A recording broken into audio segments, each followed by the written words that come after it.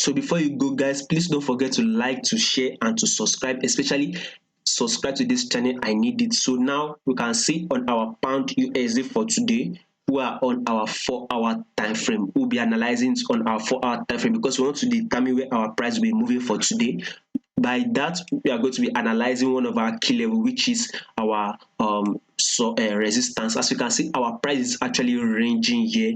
We are going to be having a fall on our pound USD. Our pound will be dropping against our USD, but before that, we are actually ranging against our USD. We are going to mark our key level on our ranging market. As you can see now, where do you think our price is actually going to be good today? We are still going to be having a drop to this our key level here, probably to take out this liquidity that I'm going to add, that I've just highlighted here. We are going to possibly hit this our liquidity area, and if not, if we are able to hit it, then we would see a reversal movement upward. Then we would say that our pound will actually now go bullish, but we would want to be seeing a drop. As you can see on our 4-hour time frame, we are actually having that drop. On our daily time frame, our price has actually opened bearish. If you watch my video yesterday that I did yesterday, I said our pound will be dropping, and it actually did. Today too, our pound will actually be dropping. Let's try and drop it to this our support area before we see a reversal movement upward on our pound USD. So take your sell position when we hit